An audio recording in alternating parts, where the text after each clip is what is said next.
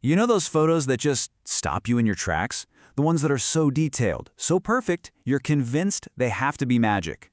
Well, today we're going to pull back the curtain on one of the most enchanting realms of photography, the tiny, hidden world inside a single drop of water. Let's dive in and see how it's actually done. Okay, just look at this. This is an image called Jewels of Summer by the photographer Don Kamarichka. At first, you see an ant on a blade of grass, right? But look closer. I mean, really look.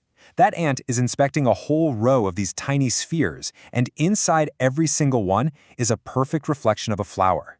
So the question we've all got to be asking is, how on earth is that even possible? Now your first thought is probably the same as mine was. Okay, that's got to be Photoshop, right? A really clever digital mashup. But here's the incredible part, the thing that blows my mind. This is a real photograph, 100% captured in camera. And now we're going to break down exactly how he did it. All right, Section 1, the secret of the lens. Before we even touch a camera, we need to talk about the real star of the show here, the water droplet. Believe it or not, the secret to this whole thing starts with a basic but really cool principle of physics. So it all comes down to this one word, refraction. It's just a fancy way of saying that when light goes from the air into water, it bends. And because a water droplet is this perfect little sphere, it acts just like a tiny, natural fisheye lens. It literally grabs the image of whatever's behind it, like that flower, and projects a perfect, tiny, upside-down version of it right inside itself. Pretty neat, huh? But here's the catch.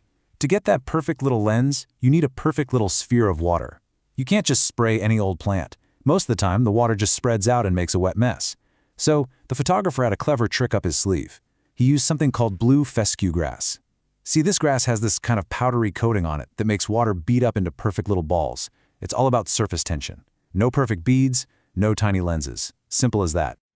Okay, so we've got the science down. Now for part 2, crafting the tiny stage. This is where the artistry really comes in. Because we're not just talking about finding something small to photograph. Oh no. This is about building an entire miniature world, completely from scratch. Let's take a look at another one of his shots. This one's called Hidden World. Just check this out. You've got the refractions inside the droplets, sure, but now look down. There's also this perfect mirror-like reflection in the water below. I mean, come on. That level of precision does not happen by accident. It has to be totally engineered. And you'd think the setup for this would be some crazy high-tech lab, right? Nope, it's surprisingly simple. We're talking a bowl of water, a regular old spray bottle, and these things called third-hand tools. They're just little clamps, really, to hold everything in the exact right spot. It just goes to show you don't need $1 million studio. What you do need is an insane amount of patience.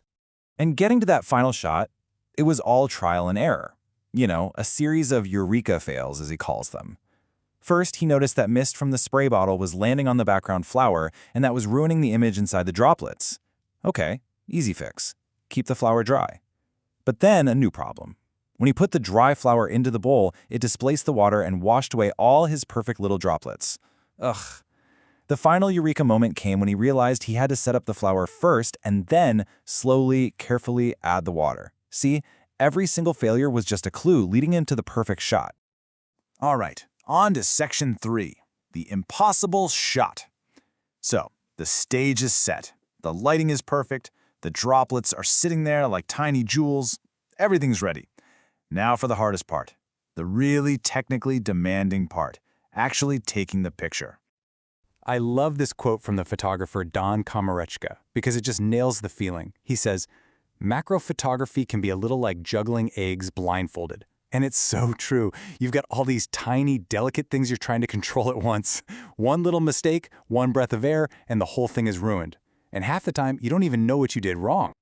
So here's the big technical hurdle. It's something called depth of field. Basically, it's the part of your picture that's in focus. And when you're this zoomed in, that area becomes impossibly razor thin. I mean, we are talking fractions of a millimeter here. So what that means is you can get the front of the water drop in focus, or you can get the tiny flower inside the drop in focus. But getting them both sharp in one single picture, it's pretty much impossible. So how do they get around that? With a really brilliant technique called focus stacking. Instead of trying to do the impossible and get everything in one shot, you cheat a little. You take a whole bunch of photos. The first one, you focus on the very front edge. For the next one, you shift the focus back just a tiny bit. Then again and again and again, taking these little slices of focus. Then, special software takes all those pictures and stitches together the sharpest parts of each one to create a single, perfectly sharp image from front to back. It's genius, really. So, how many photos are we talking about here? Well, for that first shot we saw, the one with the ant, that took 7 separate photos, all stacked together to make one final image. And for that hidden world shot, the one that was a bit more complex with the reflection, yeah, that number more than doubled. That one took 15 frames. But get this. For this absolutely stunning shot called Glow Stick, the photographer had to stack a mind-blowing 29 individual photos to get that incredible sharpness. 29! The dedication there is just wow. Okay, so you're probably thinking, I want to try this. So what are the magic settings? Well, the photographer recommends keeping it simple. Use aperture priority mode and set your aperture somewhere between f8 and f11. That's kind of the sweet spot. Your ISO is going to be higher than you think, maybe around 800 to 1600, but macro is surprisingly forgiving with a little grain. But here's the real key. You've got to set your camera to its fastest burst mode. And now for the part that feels totally wrong, but it works. You don't actually touch the focus ring on your lens. Instead, you switch to manual focus, you crank it to the absolute closest focusing distance, and you just lock it there. Then, you physically move your entire body and the camera forward and back just by millimeters while holding down that shutter button.